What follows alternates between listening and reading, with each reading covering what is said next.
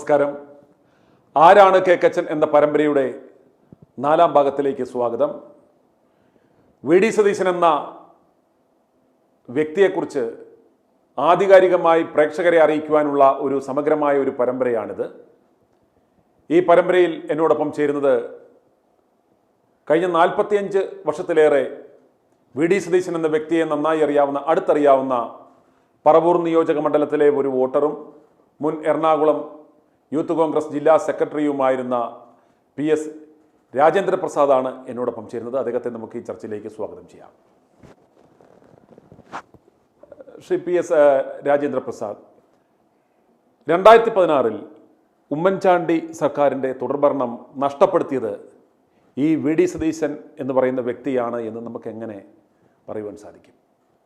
21ാം നൂറ്റാണ്ടിലേക്ക് കടന്നപ്പോൾ ഏറ്റവും ഈ 25 വർഷക്കാലത്തിനിടയിൽ നമുക്ക് എടുത്തു കാണിക്കാവുന്നത് ഉമ്മൻചാണ്ടിയുടെ ഒരു ഭരണകാലഘട്ടമാണ്. ഇപ്പോൾ ഈ ഭരണം വന്നിട്ടുണ്ട്, ഇടതുപക്ഷ ഭരണം വന്നിട്ടുണ്ട്, അതിന് മുമ്പ് ആൻ്റണിയുടെ ഭരണം ഉണ്ടായിട്ടുണ്ട്, ഉമ്മൻചാണ്ടി 1 വർഷം ഭരിച്ചിട്ടുണ്ട്. ഇതൊക്കെയാണെങ്കിൽ പോലും 2011-2015 കാലഘട്ടത്തിൽ കേരളത്തിലെ ഉമ്മൻചാണ്ടിയുടെ ഭരണം എന്ന് പറഞ്ഞാൽ ഏറ്റവും മികച്ചതും മാതൃകാപരവുമാണ്. ജനോപകാരപ്രദമായ നിരവധി പദ്ധതികളും നിരവധി ജനങ്ങളുടെ ഇടയിൽ ആശ്വാസപ്രദമായ രീതിയിലും നടപടികളെടുത്ത് ജനങ്ങളുടെ മുഴുവൻ അംഗീകാരവും പിടിച്ചു പറ്റിയ ഒരു വലിയ മനുഷ്യനായി മാറിയ, ഇന്നും അദ്ദേഹം മരിച്ചപ്പോൾ അദ്ദേഹത്തിൻ്റെ ആ ശവക്കല്ലറയിലേക്ക് ആളുകൾ ഒഴുകുന്നത് കാണുമ്പോൾ അദ്ദേഹത്തിന് ആ ഭരണത്തിൻ്റെ ഒരു മികവാണ് അദ്ദേഹത്തിന് ഒരു ദൈവീക പരിവേഷം പോലും കൊടുക്കുന്ന ഒരവസ്ഥയിലേക്ക് വളർന്നത്. ആ മനുഷ്യനെ ഒരു തുടർ ഭരണത്തിനുള്ള എല്ലാ സാധ്യതകളും ഉണ്ടായിട്ട് അത് തകർത്തത് വി ഡി സതീശനും ഗണേഷ് കുമാർ MLAയുമാണ്. ഇവർ രണ്ടുപേരും ഉമ്മൻചാണ്ടി മുഖ്യമന്ത്രി ആയിരിക്കുമ്പോൾ ഗണേഷ് കുമാർ മന്ത്രിയായിരുന്നു. പക്ഷെ അദ്ദേഹം കുടുംബപരമായ ചില പ്രശ്നങ്ങളുടെ പുറത്ത് രാജിവെച്ച് പുറത്തേക്ക് പോകുന്നു. യാമിനി തങ്കച്ചിയുമായിട്ടുണ്ടായ ആ പ്രശ്നത്തിൽ ആ വിഷയം വന്നപ്പോഴത്തേക്കും അദ്ദേഹത്തിന് പുറത്തേക്ക് പോകണം. വി ഡി സതീശനാണെങ്കിൽ ഇത് തിരുത്തൽവാദി ഗ്രൂപ്പിലെ 2-3 MLAമാരുള്ളൂ. അവരിൽ ഒരാൾക്ക് ആ മന്ത്രിസ്ഥാനം കൊടുക്കാൻ പറ്റുള്ളൂ. അത് ജി കാർത്തികേയന് കൊടുത്തു. ജി കാർത്തികേയനെ പോലെ ഒരു സീനിയർ നേതാവ് നിൽക്കുമ്പോൾ അദ്ദേഹത്തിനെ വെട്ടി ഒരു കാരണവശാലും സതീശന് മന്ത്രിസ്ഥാനം കൊടുക്കാൻ പറ്റില്ല. അദ്ദേഹം മാന്യമായ തീരുമാനമാണ് ഉമ്മൻചാണ്ടി എടുത്തത്. പക്ഷേ കാർത്തികേയനെ വെട്ടുന്നതിന് വേണ്ടി പല വഴിയിലൂടെ അദ്ദേഹം ഉമ്മൻചാണ്ടിയെ സ്വാധീനിക്കാൻ ശ്രമിച്ചു. അതിന് അദ്ദേഹം വഴങ്ങിയില്ല. പിന്നെ ഉമ്മൻചാണ്ടി സതീശൻ 2ാമത് വിവാഹം കഴിക്കാനുള്ള ശ്രമം നടത്തി, അത് തടഞ്ഞു. ഇതെല്ലാം വന്നതോടുകൂടി കടുത്ത വിദ്വേഷത്തിന് ഈ സതീശനെ സംബന്ധിച്ചിടത്തോളം മറ്റേ നേതാക്കന്മാരെ പോലെയല്ല, ഒരു ബോൺ ക്രിമിനൽ എന്ന് പറയാം. അവനെ എതിർത്തു, അല്ലെങ്കിൽ അവൻ്റെ താല്പര്യങ്ങൾക്ക് നിന്നില്ല എന്ന് പറഞ്ഞാൽ ഒരു പ്രതികാര സ്വഭാവത്തോടുകൂടിയാണ് പിന്നെ പെരുമാറുന്നത്. അങ്ങനെ ഒരു നേതാവിനെ നമ്മൾ കേരളത്തിൽ കണ്ടിട്ടില്ല. ഇവൻ്റെ ആ ഒരു ശാരീരിക ഭാഷ, ഒരു ക്രിമിനലിൻ്റെ ശാരീരിക ഭാഷ, ഇതെല്ലാമുള്ളൊരു മനസ്സാണ്. ആ മനസ്സിൻ്റെ പ്രവർത്തനമാണ് ഉമ്മൻചാണ്ടിയെ തകർക്കുക എന്നുള്ള തീരുമാനത്തിലെത്തുകയും ഗണേഷ് കുമാറായിട്ട് കൂട്ടുകൂടി. ഗണേഷ് കുമാറിൻ്റെ പ്രിയപ്പെട്ടവളായിരുന്നു സരിത. അതുകൊണ്ട് ഗണേഷ് കുമാർ വഴി എല്ലാ കാര്യങ്ങളും സരിതയെ കൊണ്ട് ഇവർ വിചാരിക്കുന്ന രീതിയിൽ ചെയ്യിപ്പിക്കാൻ പറ്റി. ഉമ്മൻചാണ്ടി മകളെന്ന് പറയുന്ന സരിതയെ കൊണ്ട് അല്ല എന്നെ ഉപയോഗിച്ചു എന്ന് വരെ പറയിപ്പിച്ചത് ഈ സതീശനും ഗണേഷ് കുമാറാണ്. അത്രയും ഉമ്മൻചാണ്ടിയെ അവസാന നിമിഷങ്ങളിൽ കരയിച്ച് ആ കുടുംബം തകർത്ത് ഒരു മന്ത്രിസഭയെ തന്നെ നാറ്റിച്ച് തുടർഭരണം ഇല്ലാതാക്കുന്ന ഒരവസ്ഥ സതീശൻ സൃഷ്ടിച്ചു. അങ്ങനെ 2016 LDF അധികാരത്തിൽ വന്നു. അങ്ങനെ 2016 LDFന് വരുവാനുള്ള എല്ലാ അവസരവും, ഇത് മാത്രമല്ല, ഈ സരിതാ വിഷയം മാത്രമല്ല, അഴിമതി, അതായത് ഇത്രയും അഴിമതിയിൽ മുങ്ങിക്കുളിച്ച ഒരു സർക്കാരില്ല എന്ന് പറഞ്ഞ് ഇദ്ദേഹം തന്നെ വലിയ പ്രൊപ്പഗണ്ട നടത്തിയിരുന്നു. പോസ്റ്റർ ഇറക്കി, ആ പോസ്റ്റർ ഉണ്ട്, കണ്ടില്ലേ? അതെ. അപ്പോൾ ഉമ്മൻചാണ്ടി ഭരണം അഴിമതി നിറഞ്ഞതാണ്. സരിതയുടെ കേസ് മാത്രമല്ല, ഉമ്മൻചാണ്ടിയുടെ ഭരണം അഴിമതി നിറഞ്ഞതാണെന്നും പറഞ്ഞ് പൊതുവഴിയിൽ നിന്ന്, പൊതുവേദികളിൽ നിന്ന് ആരോപണം ഉന്നയിച്ച് ഒരു അഴിമതിയുടെ ഒരു പുകമറ സൃഷ്ടിക്കാനും ഇതിൻ്റെ ഇടയിൽ നടന്നു. എന്നാൽ അഴിമതിയൊന്നും തെളിയിക്കാൻ പിന്നീട് വന്ന മന്ത്രിസഭയ്ക്കും കഴിഞ്ഞിട്ടില്ല, സതീശനും കഴിഞ്ഞിട്ടില്ല.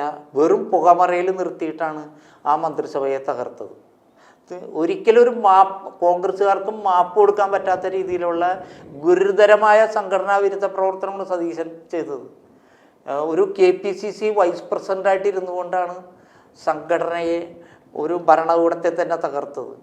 ഇന്ന് ഏറ്റവും കൂടുതൽ അച്ചടക്കത്തിന് വേണ്ടി പല ആളുകളെയും പുറത്തു കളയണം, ഏറ്റവും കൂടുതൽ രാഹുൽ മാങ്കൂട്ടത്തിലിനെ വരെ പുറത്തു കളയണം എന്ന് പറഞ്ഞ സതീശൻ അച്ചടക്ക നടപടിക്ക് ഒരു മുൻകാല പ്രാബല്യം കൊടുക്കുകയാണെങ്കിൽ ആദ്യം കളയേണ്ടത് സതീശന്. അതെ അതെ, സതീശനാണ് ആദ്യം കളയേണ്ടത്. ഇത്രമാത്രം ഒരു ഭരണത്തിന്, ഒരു നല്ലൊരു ഭരണത്തിന്, കോൺഗ്രസ് കണ്ടിട്ടുള്ളതിൽ ഏറ്റവും മികച്ചൊരു ഭരണത്തിന് ഇല്ലായ്മ ചെയ്തതാണ്. അഴിമതി ആരോപണം ഉന്നയിച്ച്, സരിതയെ കൊണ്ട് മോശം ആരോപണം ഉന്നയിച്ച് ഒരു മന്ത്രിസഭയെ തകർത്തതാണ്.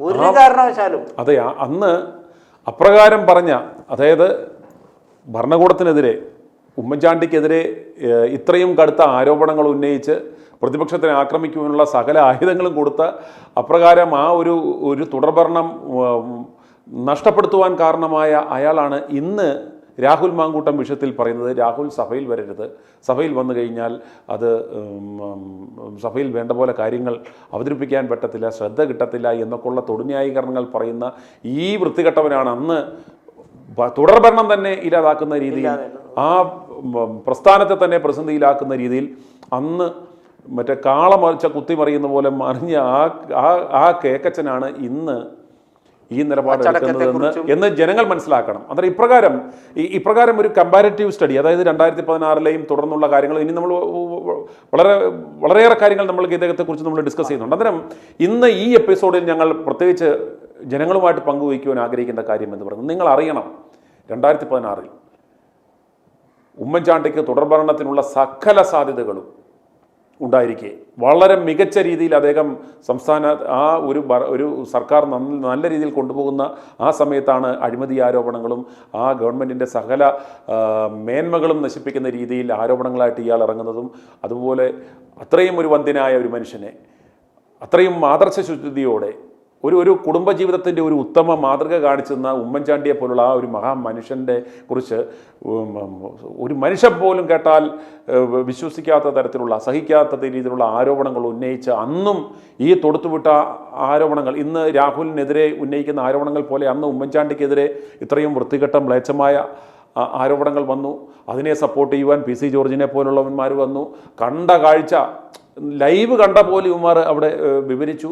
പിന്നീട് ഈ സത്യങ്ങൾ ഇത് CBI പോലും അന്വേഷിച്ച് അദ്ദേഹം മരിക്കുന്നതിന് മുമ്പ് തന്നെ ആ റിപ്പോർട്ട്, അന്തിമ റിപ്പോർട്ട് അദ്ദേഹത്തെ കുറ്റവിമുക്തനാക്കിക്കൊണ്ടുള്ള, അതല്ലെങ്കിൽ അതിൽ കഴമ്പില്ല എന്നുള്ള റിപ്പോർട്ട് കേട്ട് അദ്ദേഹത്തിന് മരിക്കാൻ അവസരം വന്നെങ്കിൽ പോലും വർഷങ്ങളോളം അദ്ദേഹത്തെയും ഉമ്മൻചാണ്ടിയെയും ആ കുടുംബത്തെയും വേട്ടയാടി ആ കുടുംബത്തിനുണ്ടായ നാശനഷ്ടങ്ങൾ, അതുപോലെ തന്നെ ഈ കോൺഗ്രസ് എന്ന പ്രസ്ഥാനത്തിനുണ്ടായ നാശം, ഒരു ഭരണ തുടർച്ച, ഈ പിണറായി സർക്കാരിൻ്റെ ഈ നാശം പിടിച്ച ഭരണം അധികാരത്തിലേറുവാൻ കാരണമായ ഈ നാണം കെട്ടവൻ ഇന്നും ഇതാ ഒരു മൂന്നാം ഊഴത്തിനുള്ള സകല ചിട്ടവട്ടങ്ങളും ചെയ്ത് അവർക്ക് കൊടുക്കുവാനുള്ളൊരു ശ്രമമാണ്. അന്നേരം അതുകൊണ്ട് പ്രേക്ഷകരെ നിങ്ങൾ അറിയണം, ഇന്ന് ഇപ്രകാരം ഞങ്ങളൊരു ചർച്ച നടത്തുവാൻ, ഞങ്ങൾ ഈ ഒരു വിഷയം ചർച്ച ചെയ്യുവാൻ കാരണം നിങ്ങൾ അറിയണം, ഈ 2016 ഉമ്മൻചാണ്ടിയുടെ തുടർഭരണം നഷ്ടപ്പെടുത്തി പിണറായി വിജയന് ഭരണത്തിലേറുവാനുള്ള ഒരു അവസരം ഉണ്ടാക്കി കൊടുത്തത് ഈ നാണം കെട്ടവനാണ്. ഈ നാണം കെട്ടവൻ അന്ന് ഒരു പ്രതിപക്ഷ നേതാവിൻ്റെ റോള്, KPCC ഉപാധ്യക്ഷൻ്റെ പദവിയിലിരിക്കുമ്പോഴും ഒരു പ്രതിപക്ഷ നേതാവിനേക്കാൾ കടുത്ത ഒരു പ്രതിപക്ഷമായി പ്രവർത്തിക്കുകയും കടുത്ത ആരോപണങ്ങൾ ഉന്നയിക്കുകയും സരിതയെപ്പോലുള്ള സ്ത്രീകളെ ഇറക്കി ഉമ്മൻചാണ്ടിയെ തേജവധം ചെയ്യുകയും അങ്ങനെ ആ ഭരണ തുടർച്ച നശിപ്പിക്കുകയും ചെയ്ത ആ നരാധമനാണ് ഇയാൾ എന്ന് അടിവരയിട്ട് ഉറപ്പിച്ച് ബോധ്യപ്പെടുത്തുന്നതിന് വേണ്ടിയാണ് ഇപ്രകാരം ഒരു ചർച്ച ചെയ്യുന്നത്. ഇനി അടുത്ത എപ്പിസോഡുമായി നാളെ കാണാം. i2i News, an eye for truth. i2i News subscribe ചെയ്തിട്ടില്ലാത്തവർ ഇപ്പോൾ തന്നെ സബ്സ്ക്രൈബ് ചെയ്യുക. നോട്ടിഫിക്കേഷൻ ലഭിക്കുവാൻ ബെൽ ബട്ടണും അമർത്തുക.